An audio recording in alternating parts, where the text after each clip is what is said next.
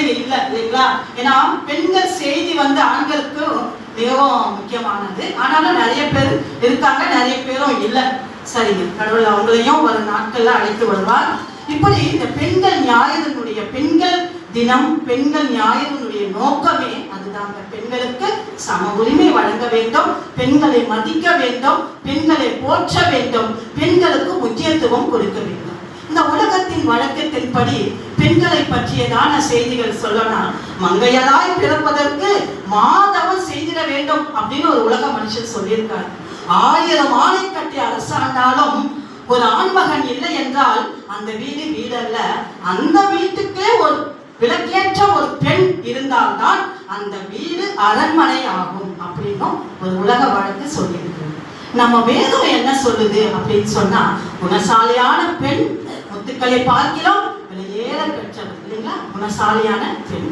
புத்தி உள்ள ஸ்திரீ தன் வீட்டை கட்டுகிறாள், புத்தி இல்லாதவளோ அதை கையினால இடித்து போடுகிறாள். இப்படியெல்லாம் பெண்களை குறித்ததான ஒரு முக்கியத்துவம் வாய்ந்த வார்த்தைகளாக நம்முடைய வேதத்துல சொல்லப்பட்டிருக்கிறது.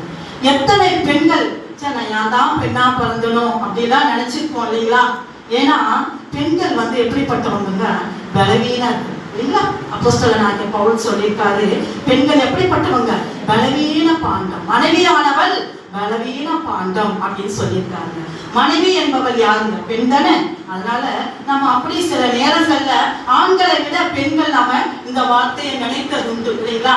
ஏன்னா நம்ம ரொம்ப சரீர ரீதியாகவும் பெண்களாகிய நாம பலவீனர்கள், உள்ளத்தின் ரீதியாகவும் பலவீனர்கள் தான் இல்லைங்களா?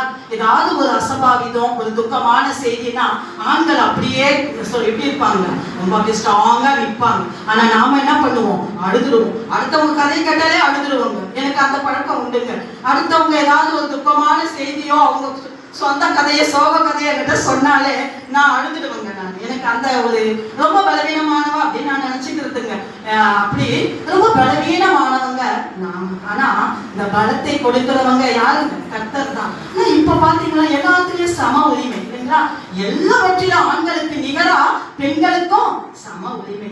ஆண்கள் என்ன வேலை செய்யறாங்களோ, விமானத்துக்குள்ள என்ன பண்றாங்க? ஓட்டுறாங்க. அந்த லோகோ பைலட் ட்ரெயின் ஓட்டுறாங்க இல்லையா? அதெல்லாம் எவ்வளவு ஒரு கடினமான வேலை. அந்த வேலையில அவங்க பெண்கள் செய்யறாங்க. போஸ்ட் ஏறுறாங்க பெண்கள். அப்படி எல்லாவற்றிலும் சரிநிகர் சமானமாக ஆண்களுக்கு இணையாக பெண்களும் இருக்கிறாங்க. ஆனாலும் கூட பலவீனங்கள் தான் இல்லைங்களா? ஒரு பெரிய ஒரு 50 கிலோ வெயிட்டை நம்மளால தூக்க முடியுமா? அவளை கொடுப்பா, வீட்டுக்கார கொடுப்பா, தம்பியை கொடுப்பா, அண்ணனை கொடுப்பான்னு சொல்லிட்டு நம்ம என்ன பண்றோங்க? கூப்பிட்டுக்கிறோம். எல்லா விதத்திலையும் நம்ம பலவீனங்களா தான் இருக்கோம். ஆனா உள்ளத்துல ஆண்டவர் பலத்தை கொடுக்கிறவர்களாக பெண்களை ஆண்டவர் தெரிந்தெடுத்திருக்கிறாங்க இல்லைங்களா? ஒரு குடும்பத்துல ஒரு கல்யாணமோ, ஒரு சுப நிகழ்வோ, எந்த நிகழ்வோ ஆணுக்கை விட பெண்ணு அந்த காரியத்தை நடத்தி முடிச்சிடுவாங்க இல்லைங்களா? சம்பாதிச்சு கொண்டாந்து கொடுப்பாரு, ஒரு சிலர் கொடுக்கவும் மாட்டாரு. ஆனாலும் அந்த காரியத்தை வெற்றிகரமாய் முடித்து கொடுப்பாங்க. யாருங்கிறாங்க? பெண்கள் தான். ஆண்களே இல்லைன்னா கூட பெண்கள் அந்த குடும்பத்தையே நடத்தி, குழந்தைகளை நடத்தி வழி நடத்துறவங்க பெண்கள். ஆனா ஆண்கள் என்ன பண்ணுவாங்க? பெண் இல்லைன்னா கொஞ்ச நாள் அவரே அவ்வளவுதான். அப்படியே நான் சொல்லணுங்க, பொதுவா வழக்கத்துல சொல்லுவாங்க, ஐயோ இவங்க அந்த அம்மா இல்லையே, அவர் எப்படி இருக்க போறாரு அப்படின்னு சொல்லிட்டு, அவர் எப்படிப்பட்ட வீரன் பராக்கிரமசாலியா இருந்தா கூட அந்த வீட்டுல பெண் இல்லைன்னா ரொம்ப கஷ்டங்க. ஒரு ஆணுடைய வெற்றிக்கு பின்னால யாரு இருக்காங்கன்னு சொல்லுவாங்க? பெண்ணு இல்லைங்களா? நம்ம திருச்சபைக்கு ஐயாவுடைய வெற்றிக்கு அதிகமா காரணம் நம்ம பாஸ்டர் அம்மா தான். நம்ம இதுல இருந்தே தெரிஞ்சுக்கிறோம் இல்லையா? நம்ம அதிகமா வழி நடத்தக்கூடியவங்க இல்லைங்களா? ஒரு சாதாரண ஒரு இந்த பெண்கள் ஞாயிறு அழகா நேர்த்தியா நீங்க இதை பண்ணுங்க, நீங்க இதை பண்ணுங்க, முன்னாடியே டேட்டா பிக்ஸ் பண்ணலங்க. அன்னைக்குதான் நாங்க 30 குழு கூட்டி ஐயா டேட்டா பிக்ஸ் பண்ண போறாரு. நேர்த்தியா நீங்க இதை பண்ணுங்க, நீங்க இந்த டாபிக் எடுத்துக்கோங்க, நீங்க இதை பண்ணுங்க. அதை நேர்த்தியா அப்ப நான் நினைச்சுக்கிட்டேன், ஐயா எல்லாத்திலும் வெற்றி அடைவதற்கு காரணம் நம்ம அம்மாவா கூட இருக்கலாம் அப்படின்னு. அப்படிதானே? அதனால நிச்சயமா ஒரு ஆணுடைய வெற்றிக்கு பின்னால ஒரு பெண்ணும் கூட, பெண்ணு தாங்க, பெண்ணும் கூட இல்லைங்க, பெண்ணுதான் இல்லைங்களா? உலக வழக்கப்படி சொல்லுவாங்க. சரிங்க, இன்னைக்கு நம்முடைய இன்னைக்கு செய்தியின் தலைப்பு என்னன்னு சொன்னா, அம்மா நிறைய எனக்கு ரொம்ப அவங்கள வாழ்த்து செய்தியை சொல்லும் போது நான் அவங்கள பார்த்து சிரிச்சுக்கிட்டே இருந்தேன். ஏன்னா நான் என்ன ஒரு சைட் டாபிக், அது சப்ஜெக்டிங், அதை அழகாக அதை பண்ணி அதையே சொல்லிட்டு இருந்தாங்க. அதை தீர்க்கதரிசனமா அவங்க சொன்னாங்களோ என்னவோ, நான் உங்களுக்கு என்ன தலைப்புலமா நான் பிரசங்கம் பண்ண போறேன்னு நான் சொல்லவே இல்லை. ஆனா அதை நிறைய அவங்க சொல்லிட்டே இருந்தாங்க. அதனால அவங்க பார்த்து சிரிச்சுட்டு ஆண்டவருக்கு நான் மகிமைப்படுத்திட்டு இருந்தேன். நான் என்ன கொஞ்சம் பேசணும் அப்படின்னு நினைச்சது எல்லாமே அவங்க இப்போ அந்த வாழ்த்து செய்தியில சொன்னாங்க. இன்னைக்கு நமக்கு என்ன ஒரு செய்தி அப்படின்னா, பலம் இல்லாத பலவீனமாகிய நம்மை பலப்படுத்துகிறவர் ஆண்டவர். பலமுள்ள ஒரு பெண்கள், ஸ்ட்ராங் விமன், ஸ்ட்ராங் விமன். நம்ம பலவீனர்கள் தான் ஏற்கனவே சொன்னனே, உள்ளத்தளவிலையும் உடல் அளவிலையும் நம்ம பெண்கள் எப்படிப்பட்டவங்க? பலவீனர்கள். ஆனா ஆண்டவர் நமக்கு பலத்தை கொடுக்கிறவர். பலமுள்ள பெண்களாய் நாம இருக்க வேண்டும். இதெல்லாம் நமக்கு பலமுள்ளவர்களாய் ஆண்டவர் கொடுக்கிறார் அப்படின்னு சொல்லி பார்க்கும் பொழுது, நம்ம வாசித்த 2வது வேத பகுதியை எடுத்துக்கோங்க. லூக்கா 13ஆம் அதிகாரம். ஒரு ஓய்வு நாளில் அவர் ஜெப ஆலயத்தில் போதகம் பண்ணி கொண்டிருந்தார். அப்பொழுது 18 வருஷமாய் பலவீனப்படுத்தும் ஆவியை கொண்ட ஒரு ஸ்திரீ அங்கே இருந்தால். அவள் எவ்வளவும் நிகழக்கூடாத பூமியாய் இருந்தார். இயேசு அவரை கண்டு தம்மிடத்தில் அழைத்து, ஸ்திரீயே, உன் பலவீனத்தில் என்று விடுதலையாக்கப்பட்டாய் என்று சொல்லி அவள் மேல் தமது கைகளை வைத்தார். உடனே அவள் நிமிர்ந்து தேவனை மகிமைப்படுத்தினார். இன்னைக்கு அப்படிதாங்க நம்ம தேவனை மகிமைப்படுத்தி கொண்டு இந்த இடத்தை விட்டு கடந்து போக போறோம். ஒருவேளை நம்ம அப்படி சரீர ரீதியா பலவீனம் இல்லாமல் இருக்கலாம். ஆனா உள்ளத்தின் ரீதியா எத்தனை பேர் பலவீனத்தோட சோர்வோட இந்த இடத்துல வந்திருக்கிறீங்களோ தெரியல. நிமிரக்கூடாத 18 வருஷமாய் இருந்த ஒரு ஸ்திரீயை இயேசுவானவர் தொட்டு அவளை சுகமாக்கி அவள் தேவனை மகிமைப்படுத்தி கடந்து சென்றாள் அப்படின்னு சொல்லி பார்க்கிறோம். நம்ம உள்ளத்த அளவுல இவ்வளவு வேதனைகள் இருக்கும். யாரும் வெளியே பார்க்கறதுக்கு இவங்க இப்படி, இவங்களுக்கு என்ன, இவங்க இப்படி சம்பாதிக்கிறாங்க, இவங்க இப்படி இருக்காங்கன்னு இல்லை. ஆனா உள்ளத்த அளவுல எல்லாருக்குமே ஒரு வேதனை இருக்கு. ஆண்டவர் இந்த நேரத்தில் ஆவியானவர் நம்ம மத்தியில வந்து நம் மீது கைகளை வைத்து நம்ம பலவீனத்தில் இருந்து சுகத்தை கொடுத்து பலத்தோடு இந்த இடத்தை விட்டு கடந்து செல்ல போறோம். தேவனை நாம மகிமைப்படுத்தி கொண்டு கடந்து செல்ல போறோம். எனவே பலமுள்ள ஒரு ஸ்திரீகளாக எதெல்லாம் நம்ம பலம் உள்ளவர்களாக இருக்க வேண்டும் அப்படின்னு சொல்லி பார்க்க போறோம். அம்மா சொன்னாங்க, வாயின் வார்த்தை பெண்களுக்கு மிகவும் அவசியங்க. வாயின் வார்த்தை. ஒரு சிலர் பார்த்தீங்கன்னா வாய் திறந்தா மூடவே மாட்டாங்க. அவங்க என்னதான் பேசுறாங்கன்னு கொஞ்ச நேரம் கழிச்சு அவங்கள கேட்டா அவங்களுக்கே தெரியாது. அந்த அளவுக்கு லவா லவா லவா லவா நிறைய பேருங்க. நிறைய பேர் நாம சில நேரங்கள்ல அப்படி கேட்ட கேள்விக்கு ஒன்னா இருக்கும், பதில ஒன்னா இருக்கும். பேசிக்கிட்டே பேசிக்கிட்டே இருப்பாங்க. ஒரு சிலர் என்ன பண்ணுவாங்க, ஒரு 4 பேர் 5 பேர் கூடி இருந்தா அவங்க தாங்க பேசுவாங்க. யாரையும் பேசவே விட மாட்டாங்க.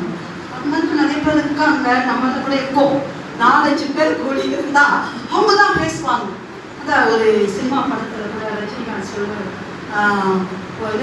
சாவா இருந்தா நான் தாண்டா போனோம், கல்யாணம் வந்தா நான் தாண்டா மாப்பிள்ளைன்னு இருப்பாங்க. அந்த மாதிரி அந்த மாதிரி அந்த 4 பேர்ல அவங்க தாங்க பேசுவாங்க. யாரையும் பேசவே விட மாட்டாங்க. பேசுவாங்க பேசுவாங்க பேசிக்கிட்டே இருப்பாங்க.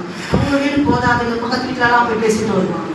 அந்த மாதிரி பெண்கள் வந்து அவசியம் இல்லாமல் பேசக்கூடாதுங்க. இந்த வாயின் வார்த்தையானது பலமுள்ளதாக இருக்க வேண்டும். வாயின் வார்த்தை எப்படி இருக்கணுங்களா? பலமுள்ள வார்த்தையாக. அந்த பலமுள்ள வார்த்தை நம்மை மட்டும் இல்லைங்க, தனிப்பட்ட வாழ்க்கையை மட்டும் இல்லைங்க, நம்ம குடும்பத்தையும் தழைக்க செய்யும்.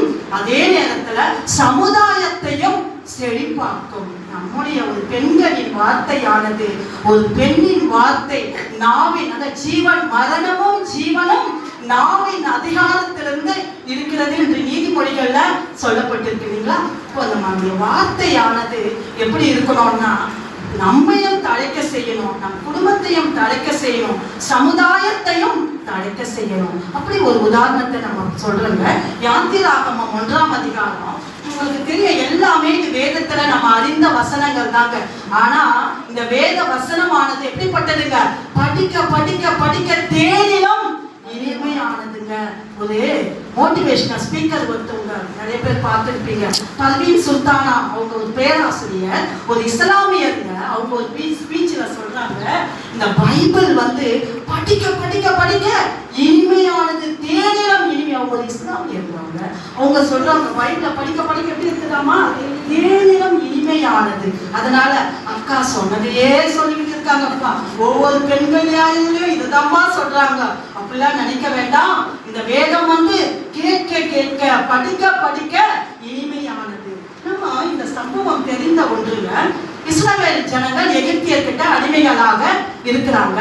அங்க எகிப்தியன் ராஜா வந்து இஸ்ரவேல் மக்கள் ஆண் பிள்ளைகள் பிறந்தால் அழிச்சிடுங்க, பெண் பிள்ளைகள் பிறந்தா விட்டுடுங்க அப்படின்னு சொல்லிட்டு ஒரு கட்டளையை பிறப்பிக்கிறாரு எகிப்தியன் ராஜா. அப்ப எகிப்திய ஸ்திரீகள் இல்ல 2 மருத்துவச்சிகளை, இதை போய் நீங்க வீட்டுல படிச்சுக்கோங்க. எனக்கு நிறைய கொஞ்சம் உதாரணங்களை சொல்லணும், அதனால நானே சொல்லிடுறேன். எபிரேய ஸ்திரீகள் சிப்ரான், பூவான் என்ற எபிரேய மருத்துவச்சிகளை அந்த எபிரேய பெண்களுக்கு மருத்துவம் பார்ப்பதற்காக, பிரசவம் பார்ப்பதற்காக அனுப்பி வைக்கிறாரு. அனுப்பி வைக்கிறதுக்கு முன்னாடி என்ன ஒரு வார்த்தையை சொல்லி அனுப்புறாங்கன்னா, ஆணா பிறந்தா அழிச்சு போட்டு, பெண்ணா பிறந்தா விட்டுடு. ஏன்னா இந்த ஆண் குலம் தழைத்தது என்றால் இன்னும் இஸ்ரவேலர்கள் வளர்த்து போயிடுவாங்க அப்படின்ற ஒரு எண்ணத்தோடு அனுப்பி வைக்கிறாரு. அந்த 2 மருத்துவச்சிகளும் வராங்க. அவங்க எப்படிப்பட்டவங்க? தேவனுக்கு பயந்தவர்கள். அவங்க வாயின் வார்த்தை பாருங்க, ரொம்ப பலமுள்ள ஒரு வார்த்தையை நாம பார்க்கிறோம். அவங்க அனுப்பி வச்ச உடனே ஒரு பிரசவம் பார்க்கிறா. யாருக்கு பிரசவம்னா, மோசேயினுடைய தாய். மோசே பிறக்க போறாரு. மோசேயினுடைய தாய்க்கு பிரசவம் பார்க்க அனுப்பி வைக்கிறாரு. ஆண் குழந்தை பிறகுது. இவங்க சைலண்டா வந்துடுறாங்க. இது எபிரேயர் அந்த பார்வோனுக்கும், எகிப்து பார்வோனுக்கும் தெரியுது. அவங்க விசாரிக்கிறாங்க, என்னம்மா நீங்க அப்படியே விட்டுட்டு வந்துட்டீங்களே அப்படின்னு சொல்லிட்டு கேட்கும் போதும் அதுக்கு சொல்றாரு, ஐயா எகிப்திய பெண்கள் மாதிரி எபிரேய பெண்கள் கிடையாது. மருத்துவச்சிகள் போவதற்கு முன்பதாகவே அவங்களுக்கு பிரசவம் ஆயிடுச்சு. அதனால என்ன குழந்தைன்னு எனக்கு தெரியாது அப்படின்னு சொல்லிட்டு, ஏன்னா அவங்க யாருக்குங்க? தேவனுக்கு பயந்தவர்கள். படிங்களா 21:20 படிங்களா. தழைக்கும்படி செய்தார். அப்பொழுது பார்வோன் பிறக்கும் ஆண் பிள்ளைகளை எல்லாம் நதியிலே போட்டு விடவும், பெண் பிள்ளைகளை தேவன் மருத்துவச்சிகளுக்கு நன்மை செய்தார். ஜனங்கள் பெருகி மிகுதியும் வளர்த்து போனார்கள். மருத்துவச்சிகள் தேவனுக்கு பயந்ததினால் அவர்களுடைய குடும்பங்கள் தழைக்கும்படி செய்தார். பாருங்க என்ன பண்றாங்க. ராஜா வந்து கேட்கும் போது, எங்க ஒரு ராஜா கிட்ட இப்போ இந்த சிஎம் வந்து ஒரு அபிஷியலா ஒரு மேட்ல கேட்கிறாருங்க, ஒரு வேலை செய்யற பணி செய்யற இடத்துல என்ன இதுன்னா, அவர்கிட்ட போய் நம்ம மறைச்சு பேச முடியுமா? முடியாது இல்லைங்களா? ஆனா அந்த பெண்கள் பலத்தோட, தைரியத்தோட, ஞானத்தோட, பெண்களுக்கு அவசியம் ஞானமும் புத்தியும். இது கடவுள் கொடுக்கிறதுங்க. ஞானத்தையும் புத்தியும் கொடுப்பது யாருங்க? கர்த்தர் மட்டும்தாங்க கொடுக்க முடியும். இது படிப்பினால அறிவு வளரும், இல்ல பட்டறிவினால அறிவு வளரும். ஆனா ஞானமும் புத்தியும் கர்த்தர் கொடுப்பது. பெண்களாகிய நமக்கு மிக மிக அவசியம் ஞானமும் புத்தியும். இவங்க பாருங்க, சாதாரண ஒரு மருத்துவச்சிங்க. இப்ப இருக்கிற மாதிரி நம்ம அம்மா பொண்ணு மாதிரி டாக்டரா படிச்சு பிரசவம் பார்க்க, கைனக்கா முடிச்சுட்டு பிரசவம் பார்க்கலாம் வந்திருக்க மாட்டாங்க. சாதாரணமா அவங்க என்ன பண்ணிருப்பாங்க, ஒரு அனுபவத்தினால ஏற்பட்டவங்களா கூட இருக்கலாம் இல்லைங்களா? ஒரு படிக்காதவங்களா இருக்கலாம், இல்ல கொஞ்சம் படிச்சவங்களா இருக்கலாம். அனுபவத்தினால பிரசவம் பார்க்க அந்த இடத்துல அவங்க வராங்க. அவங்க ராஜா கிட்ட சொல்றாங்க, பாருங்க ஐயா எகிப்திய பெண்கள் மாதிரி எபிரேய பெண்கள் கிடையாது. நாங்க போறதுக்கு முன்பதாகவே பிரசவம் ஆயிடுச்சு. அந்த வார்த்தை, அந்த பலமுள்ள வார்த்தை, அந்த ஞானமான வார்த்தை தான் ஒரு மோசே என்ற ஒரு தலைவன், ஒரு தீர்க்கதரிசியை இஸ்ரவேல் ஜனத்தை வழி நடத்துவதற்கு ஆண்டவர் ஏற்படுத்தினார். அன்னைக்கு அவங்க வந்து உண்மையை பேசியிருந்தா இப்படி ஒரு பெரிய தலைவர் நமக்கு அந்த இஸ்ரவேல் ஜனத்துக்கு கிடைத்திருக்காது. அது மட்டும் இல்ல, அந்த மருத்துவச்சிகளுடைய குடும்பமும் தழைக்கும்படி செய்தார். அப்போ நம்முடைய வார்த்தை பலமுள்ளதாக இருந்தால் நம்ம குடும்பம் மட்டும் தழைக்காது, நாம் சார்ந்துள்ள சமுதாயமும் தழைக்கும்படி ஆண்டவர் செய்தார். ஒரு பெரிய தீர்க்கதரிசியை, ஒரு இஸ்ரவேல் ஜனத்தை வழி நடத்தக்கூடிய ஒரு தலைவரை அந்த இடத்துல ஆண்டவர் ஏற்படுத்துகிறார். காரணம் இந்த மருத்துவச்சிகளினுடைய பலமுள்ள ஒரு வார்த்தை. அடுத்தது வார்த்தையினால இன்னும் ஒரு சம்பவத்தை கூட பார்க்கலாங்க. நியாயாதிபதிகளின் புஸ்தகம் 4ஆம் அதிகாரம். இதுவும் எல்லாருக்கும் அறிந்த ஒன்றுதாங்க. நியாயாதிபதிகளின் புஸ்தகத்துல 4ஆம் அதிகாரத்துல பாத்தீங்கன்னா, ஏகோ மரணம் அடைந்திருந்தாரு. அப்போ இஸ்ரவேல் ஜனங்கள் எல்லாரையும், இஸ்ரவேல் ஜனங்கள் கர்த்தருடைய பார்வைக்கு ரொம்ப பாவத்தை பெருக்கமா நிறைய செஞ்சாங்க. அவங்க கர்த்தருடைய பார்வைக்கு அவங்க பொல்லாப்பானதை அவங்க செய்தாங்க. அதனால கர்த்தர் என்ன பண்ணிடுறாரு, அவங்கள கொண்டு போயிட்டு கானானிய ராஜாவாகிய யாபின் அப்படின்ற ஒருத்தர்கிட்ட இந்த இஸ்ரவேல் ஜனத்தை ஒப்படைச்சிடுறாரு. இவங்க ரொம்ப பொல்லாதவர்களா இருக்காங்க. யாரு? இஸ்ரவேல் ஜனங்க பொல்லாதவர்களா இருக்காங்க. அதனால கானானிய ராஜாவாகிய யாபின் அவர்கிட்ட இந்த இஸ்ரவேல் ஜனத்தை என்ன பண்றாருங்க, ஒப்படைச்சிடுறாரு. ஒப்படைச்சிட்ட உடனே அந்த யாபீனுடைய சேனாதிபதி சிசேரா, அவர் பேர் வந்து சிசேரா, அந்த அதையும் நீங்க படிச்சு போய் பாருங்க. அவன் ரொம்ப பொல்லாதவன். அவனும் 20 வருஷம் அந்த இஸ்ரவேல் ஜனத்தை கொடுமைப்படுத்தினான். அதனால அந்த ஜனங்கள் பாவம், மக்கள் ரொம்ப கஷ்டப்படுறாங்க. நமக்கு கூட சில நேரங்கள் அப்படி ஒரு ஆட்சியாளர்கள் வருவாங்க, அப்பா இருந்த காலம் அப்படிலாம் நம்ம மக்கள் சொல்லுவாங்க, ரொம்ப கஷ்டப்படுறாங்க மக்கள். இப்பெல்லாம் நல்ல ஒரு பொற்காலமான ஒரு ஆட்சியாக தான் இருக்கிறது, மக்கள் எல்லாருமே சந்தோஷமாக இருக்காங்க. அப்படி ஒரு பொற்காலமான ஒரு ஆட்சியா இல்லாமல் எப்படி இருக்கிறதா சொல்றாங்கன்னா, அப்படியே கொடுமைப்படுத்தியதால் 20 வருஷ காலம் அந்த யாபீனுடைய சேனாதிபதி சிசேரா கொடுமைப்படுத்தி மக்களை கஷ்டப்படுத்தின உடனே இந்த மக்கள் எல்லாம் போய் மறுபடியும் கர்த்தர்கிட்ட முறையிடுறாரு. அப்போ உடனே கர்த்தர் என்ன பண்றாருன்னா, தெபோராள் உங்களுக்கு எல்லாம் தெரிஞ்சவங்க தான். அவங்க ஒரு தீர்க்கதரிசி, இஸ்ரவேல் மக்களை நியாயம் விசாரிக்கக்கூடிய ஒரு பலம் வாய்ந்த ஒரு ஸ்திரீ தெபோராள். அவங்க கிட்ட அந்த பொறுப்பை ஒப்படைக்கிறாரு. ஆனாலும் அந்த கானானிய மக்களை எப்படியாவது அடக்கி ஒடுக்கணும் இல்லைங்களா? அதனால இவங்க என்ன பண்றாங்க, பாராக் என்ற ஒரு படை தலைவனை கூப்பிட்டு இங்க வந்து எப்படியாவது அந்த கானானிய படை கானானிய போர் வீரர்களை நம்ம எப்படியாவது அடக்கி அவங்கள விட்டுடணும் அப்படின்னு சொல்லிட்டு பண்றாரு. இவங்க கிட்டயும் நல்ல போர் ரதங்கள் தான் இருக்கு, வீரர்கள் தான் இருக்காங்க. அதே போல பாராக் தெபோராள் அவங்க கிட்டயும் நல்ல ரதங்கள், குதிரை வீரர்கள் நிறைய பேர் இருக்காங்க. 2 பேரும் சேர்ந்து போர் சண்டை நடக்குது, யுத்தம் நடக்குது. அப்போ யாபீன் இந்த கானானியருக்கு சிசேரா என்ற சேனாதிபதி அந்த போருக்கு தலைமையேற்று நடத்துறாரு. இவங்களுக்கு தெபோராள் பாராக் அவர் வந்து அந்த பாராக்கு பயப்படுறாரு. நான் வந்துட்டு போக மாட்டேன், நீ கூட வரணும் அப்படின்னு சொல்றாருங்க. 4:9 வாசிக்கிறேன். அதற்கு அவர், நான் உன்னோட கூட நிச்சயமாய் வருகிறேன், ஆனால் நீ போகிற பிரயாணத்தில் உண்டாகிற மேன்மை எனக்கு கிடையாது. கர்த்தர் சிசேராவை ஒரு ஸ்திரீயின் கையில் ஒப்புக்கொடுப்பார் என்று சொன்னேன். தெபோராள் எழும்பி பாராக்கோடு கூட போனார். 8வது வசனத்துல அதற்கு பாராக், நீ என்னோட கூட வந்தால் போவேன், என்னோட கூட வராவிட்டால் நான் போக மாட்டேன் என்றார். பாருங்க, ஒரு பெண்ணை கூப்பிடுற, பெண் பராக்கிரமசாலியான நியாயம் விசாரிக்கக்கூடிய தெபோரால இந்த ஆண் படைத்தலைவனாகிய ஆண் கூப்பிடுறாரு. நீ வந்தா நான் போவேன், நான் வரேன், வெற்றி நிச்சயம். ஆனா அந்த வெற்றி உனக்கு அல்ல, உனக்கானது அல்ல. ஏன்னா தெபோராள் ஒரு தீர்க்கதரிசி, முதல்லயே சொல்லிட்டாங்க பாருங்க, அந்த வெற்றி உனக்கானது அல்ல, ஒரு ஸ்திரீயின் கையில் ஒப்பு கொடுப்பேன். அந்த ஸ்திரீயை பற்றி தாங்க இப்ப நம்ம பார்க்கிறோம். இதுல அந்த ஸ்திரீயினுடைய வார்த்தை, அந்த ஸ்திரீ யாருன்னா யாகேல், அந்த ஸ்திரீயின் பெயர் யாகேல். அதை பற்றி தாங்க நம்ம பார்க்க போறோம். அப்போ என்ன சொல்றாருன்னா, நீங்க போ, நான் வரேன், அந்த சிசேரா படையை நம்ம வீழ்த்துவோம், முறியடிப்போம் அப்படின்னு சொல்லிட்டு 2 படைகளும் சேர்ந்து சண்டை நடக்குதுங்க. சிசேராவின் படை வீரர்கள் அத்தனை பேரை விழுந்து போறாங்க, செத்து போயிடுறாங்க, யாருமே இல்ல. பாராக் தெபோராள் படையை வந்து அவங்கள தோற்கடிச்சிடுறாங்க, இவங்க வெற்றி பெறாங்க. புரியுதுங்களா? அதனாலதான் எனக்கு அப்பப்போ புரியுதான்னு ஒண்ணு கேட்டுட்டே இருப்பாங்க. ஏன்னா வரலாற்று டீச்சர்ன்றதுனால இந்த வரலாற்று சம்பவங்கள்லாம் என் பிள்ளைங்களுக்கு பிதாங்க நான் சொல்லிக் கொடுக்குறது.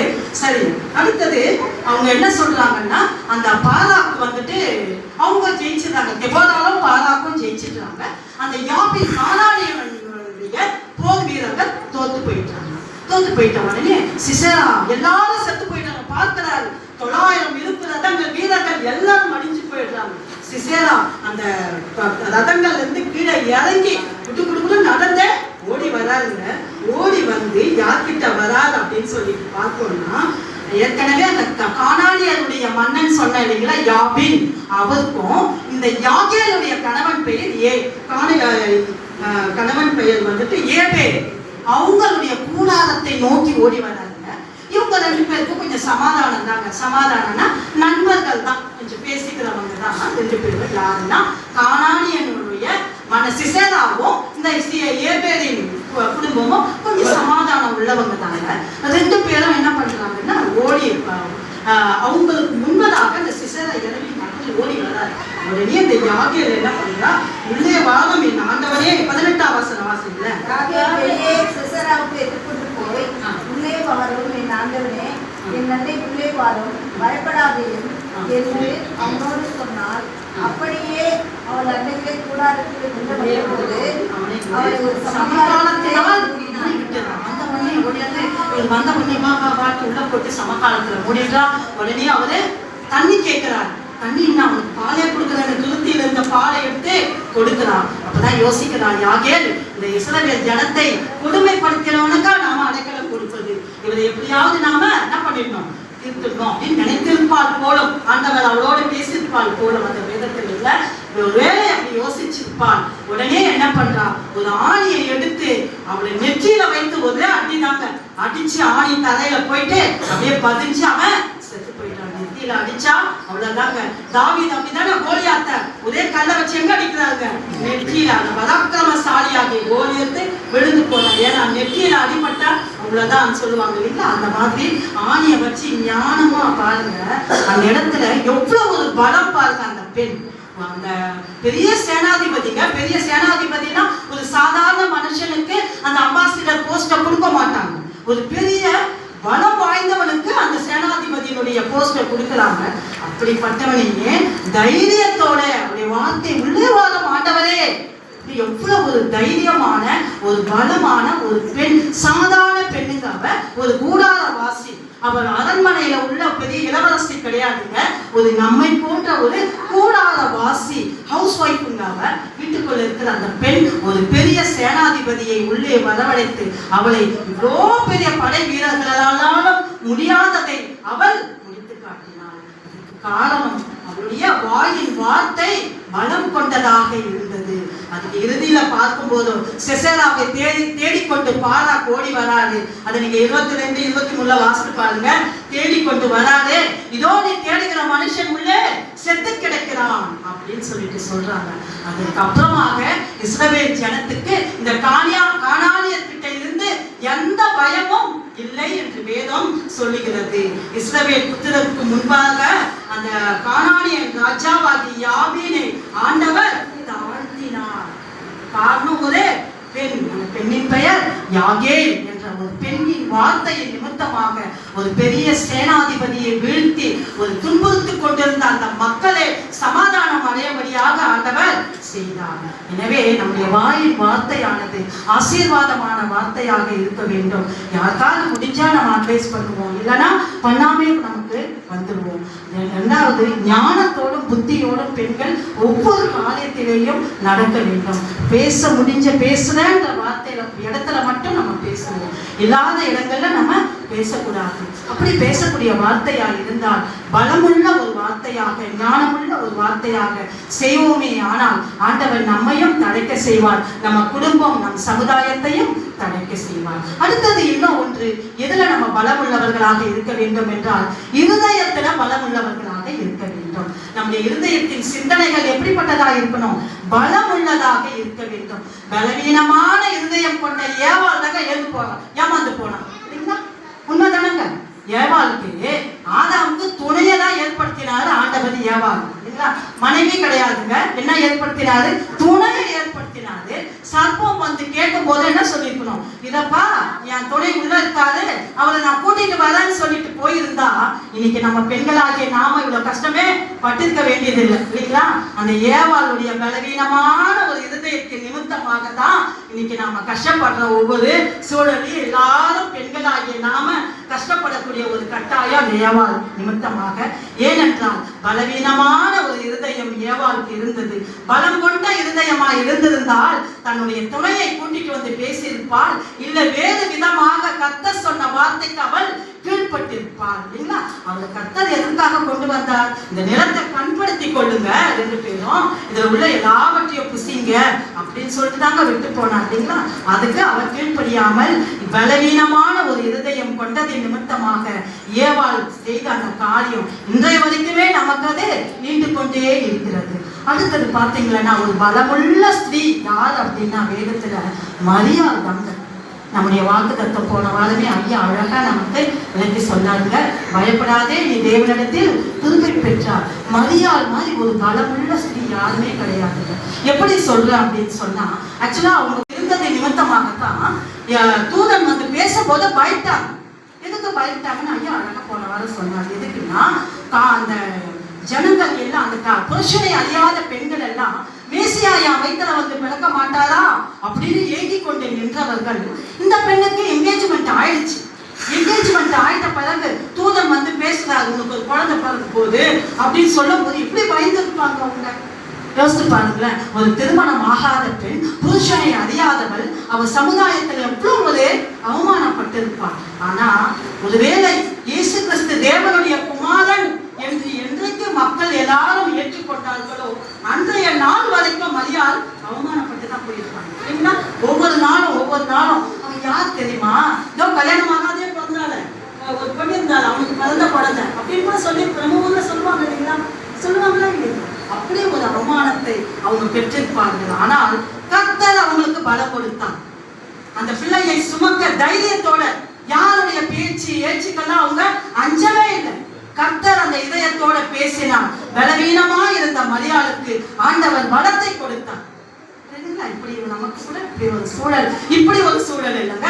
வேறு விதமா நம்ம இருதயத்துல யோசிக்கும்படியாக ஒரு சூழல் ஏற்படும் போதும் ஆண்டவர்கிட்ட ஜெபிச்சு, நம்ம ஆண்டவரே எனக்கு பலமுள்ள ஒரு இருதயத்தை கொடுங்க, நான் எப்படி இதை நான் சந்திப்பேன், இந்த காரியத்தை நான் எப்படி சந்திப்பேன் அப்படின்னு சொல்லிட்டு நம்ம அந்த காரியத்தை சரியாய் நம்ம நேர்த்தியாய் செய்ய வேண்டும். எனவே பலமுள்ள ஸ்திரீகள்ல, பலமுள்ள இதயம் கொண்ட ஸ்திரீகள்ல மரியாதை போல வேதத்துல வேறு யாருமே இப்படிப்பட்ட ஒரு காரியம் வேறு எந்த பெண்ணுக்குமே நம்ம வேதத்துல பார்க்கல. அப்படி ஒரு பலவீனமான ஒரு ஸ்திரீயை கர்த்தர் பலப்படுத்தினார். ஒரு குழந்தையை திருமணமாகாமலேயே ஒரு பிள்ளையை பெற்றெடுக்கும்படியால், உலகத்தின் வார்த்தைகளை சகித்துக் கொள்ளும்படியான இருதயத்தை ஆண்டவர் மரியாளுக்கு கொடுத்தார் என்பதை எந்த சந்தேகம் இல்லை. அடுத்த ஒரு நிகழ்வை கூட பார்க்கிறாங்க.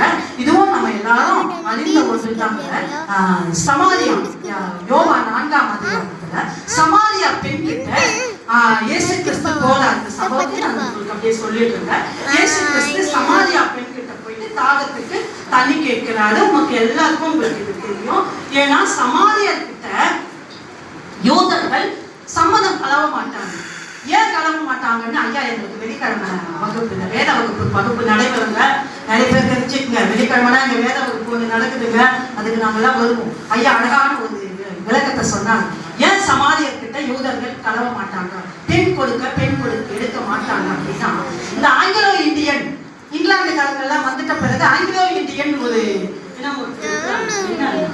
ஆங்கிலோ இந்தியன்னா ஆங்கிலேயர்களும் இந்தியர்களுக்கும் பிறந்த அந்த குழந்தைகள் தாங்க ஆங்கிலோ இந்தியன். தெரியும், நிறைய பேருக்கு தெரிஞ்சிருக்கும். அந்த மாதிரி தாங்க சமாரியர்களும் அப்படின்னு ஐயா அன்னைக்கு எனக்கு சொன்னாங்க. ஏன்னா அவங்க அந்த அடிமைகளாய் போகும்போதும் அங்க மிங்கிலானவங்க. எனவே யூதர்கள் வந்துட்டு அவங்க கிட்ட சம்மதம் கலவ மாட்டாங்க அப்படின்னு சொல்லிட்டு எனக்கு இவ்வளவு நாள் தெரியாது.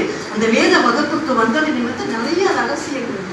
இந்த வேதத்தை பற்றி அறிஞ்சிருக்கிறவங்க, வீட்டு பக்கத்திலேயே உள்ளவங்க, வீட்டுல இருக்கிறவங்க வாங்க, ரொம்ப அருமையாய் நமக்கு இத்தனை வருஷம் 25 26வது வருஷத்துல பயணித்து கொண்டிருக்கிறோம். இந்த வேதத்தினை பற்றியதான ஒரு தெளிவை நமக்கு இப்போ நிறைய வேத வகுப்பின் வாயிலா ஒவ்வொரு அதிகாரத்தையும் அழகா அன்னைக்கு வெள்ளிக்கிழமைனா வேத வகுப்பு சாயங்காலம் எங்களால் நடக்கவே முடியல. கலாச்சாரம் நாடெல்லாம் அவங்களுக்கே தெரியும் நாங்கள் எப்படி நடந்து வருவோம்.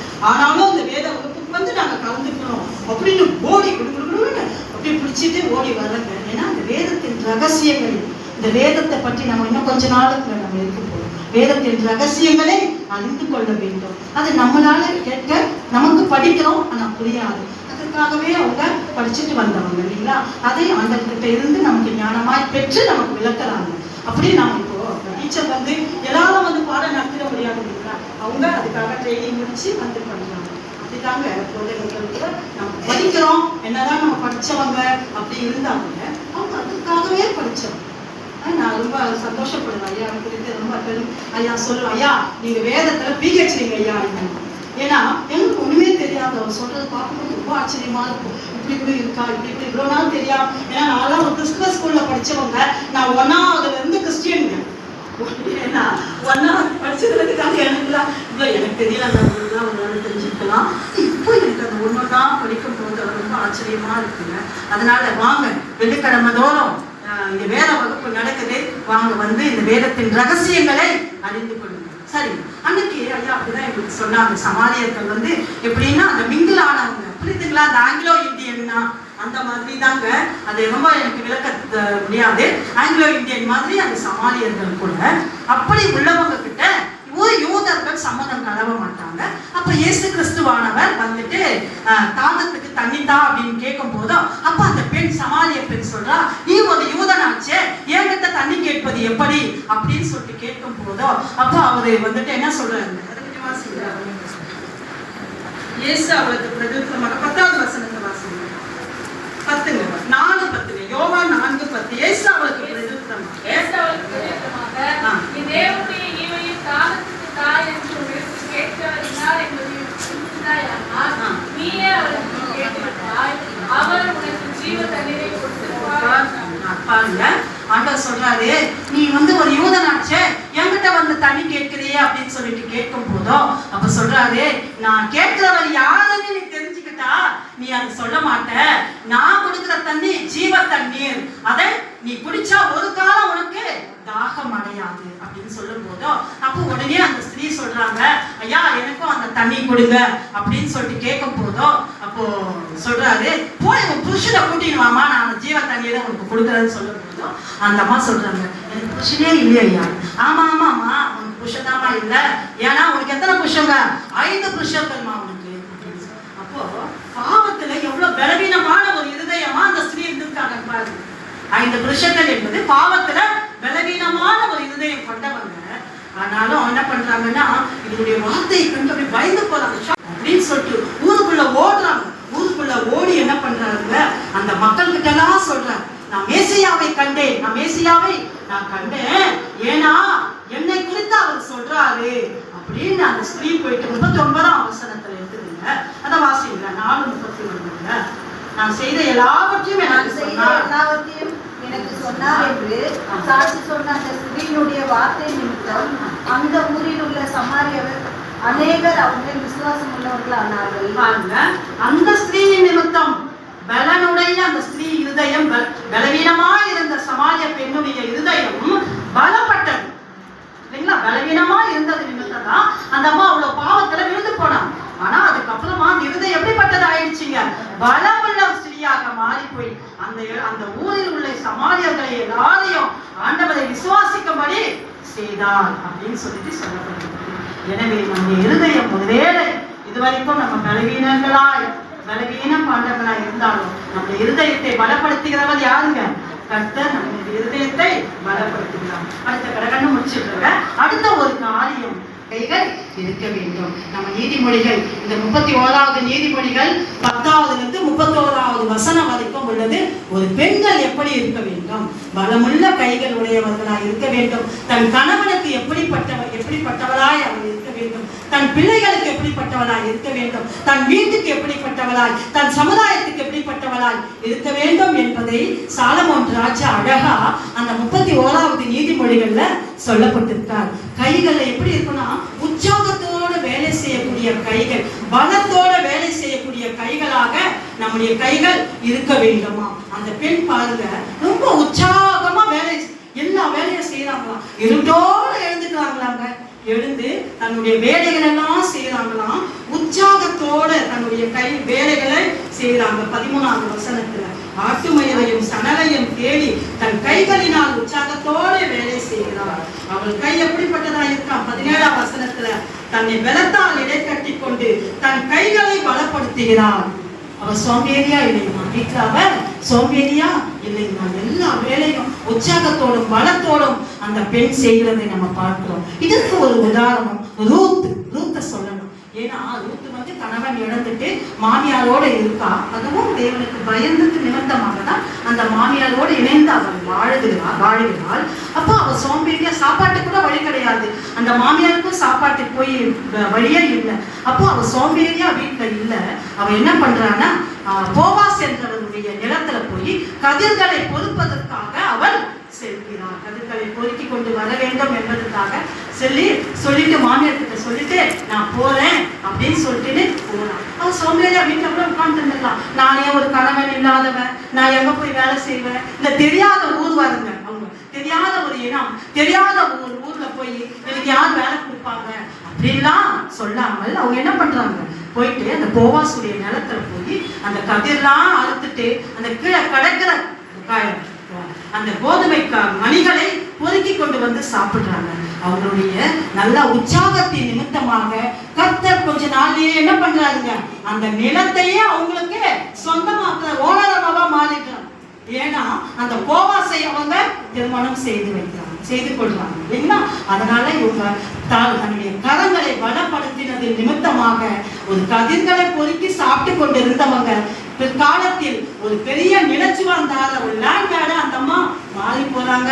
அது நிமித்தம் அது மட்டும் இல்ல, அந்த போவாசுடைய சந்ததி, இந்த ரூத் போவாசுடைய சந்ததியிலிருந்து தான் இயேசு கிறிஸ்துவானவரே பிறக்கிறார் என்பதை நம்ம பார்க்கிறோம் இல்லைங்களா?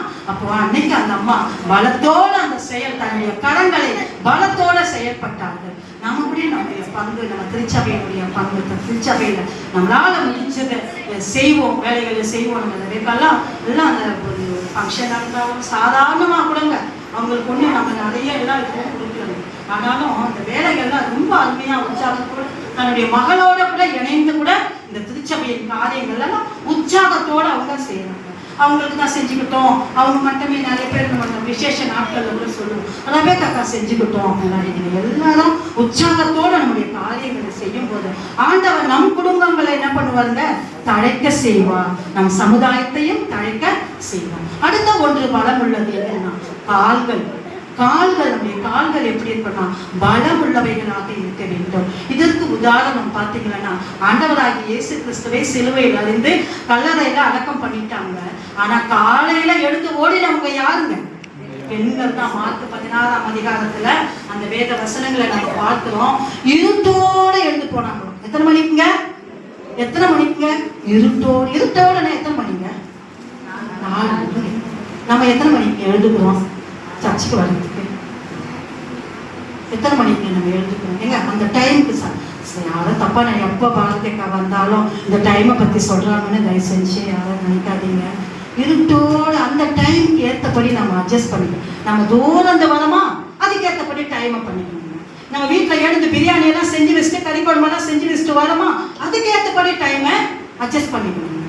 ஐயோ நான் எழுந்து என் பையனுக்கு கறி குழம்பு இட்லி எல்லாம் செஞ்சு வச்சுட்டு வரேன், இந்த அக்காவுக்கு நான் ஒன்றும் இல்லை வெறும் கஞ்சி கூட பண்ணி வச்சுட்டு வந்துட்டு இருக்கோம் அப்படிலாம் யாரும் நினைக்கக்கூடாதுங்க. அதுக்கு ஏற்றபடி எங்க 7 மணி வேலைக்கு நம்ம எத்தனை மணிக்கு போகிறோம்? 4 மணி ட்ரெயின் கூட நிறைய பேர் பிடிக்கிறவங்க இருப்பாங்க. 4 மணிக்கு ஒரு ட்ரெயின் போது பாருங்க, ஏன்னா 6 மணிக்கு ஆஃபீஸில் இருக்கணுங்க, அது கூட போவாங்க. வேலைக்கு மட்டும் நம்ம அந்த டைமுக்கு நம்ம ஓடுறோம் இல்லைங்களா? இந்த பெண்கள் பாருங்க எத்தனை மணிக்கு ஓடினாங்களா, இருட்டோட. யாரும் அலட்சியமா நினைக்காதீங்க.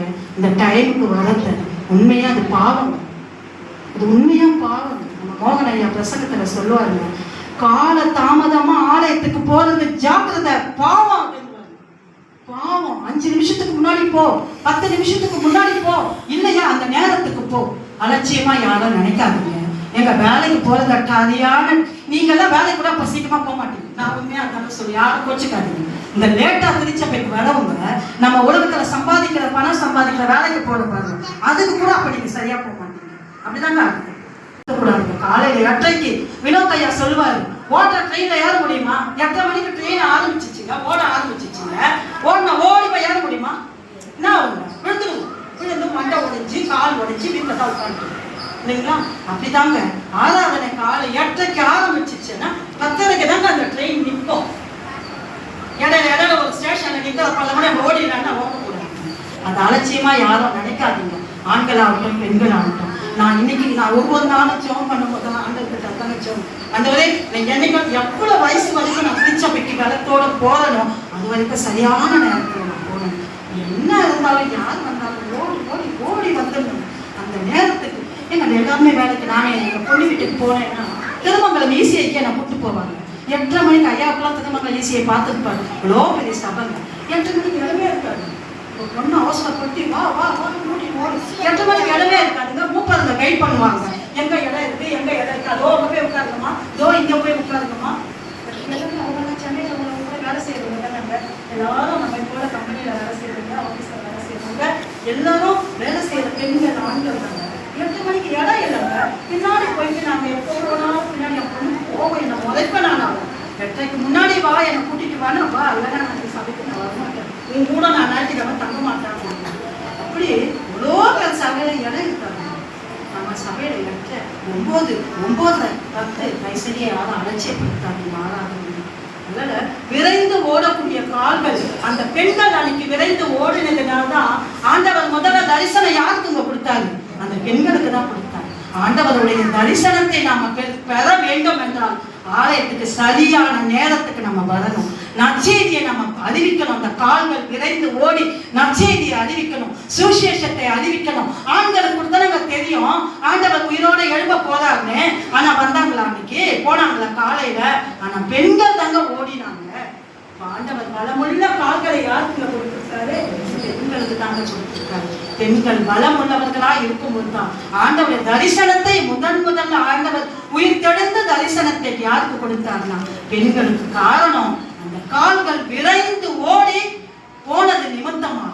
எனவே வாயின் வார்த்தையில நம்ம பலமுள்ளவர்களாக இருக்க வேண்டும், இருதயத்தின் யோசனையில பலமுள்ளவர்களாக இருக்க வேண்டும், கைகள்ல பலமுள்ளவர்களாக இருக்க வேண்டும், கால்கள்ல பலமுள்ளவர்களாக இருந்தால் சாதாரணமான நம்மை கொண்டு ஆண்டவர் அசாதாரணமான காரியங்களை செய்வார். நம்ம பிஷப்பம்மா எந்த இடத்துல என்ன பிரசங்கம் போனாலும் இந்த வார்த்தையை சொல்லுவாங்க. சாதாரணமான நம்மை கொண்டு ஆண்டவர் அசாதாரணம்னா என்னால முடிந்தது, என்னோடையா இது முடிந்தது? நம்ம அறிவுக்கு எட்டாததுங்க, கற்பனைக்கு எட்டாத ஒரு காரியம் தாங்க அசாதாரணம். அதை ஆண்டவர் நம் வழியாய் நிறைவேற்றி கொடுப்பார். எப்பொழுது என்றால் நம் பலம் கொண்ட ஸ்திரீகளாய் இருக்கும் பொழுது ஆண்டவர் நம்முடைய காரியங்களை பலமுள்ளதாய் மாற்றி கொடுப்பார். ஆண்டவர் தாமே இந்த வார்த்தையை நாங்கள் ஆசீர்வதிப்பார். ஆமென்.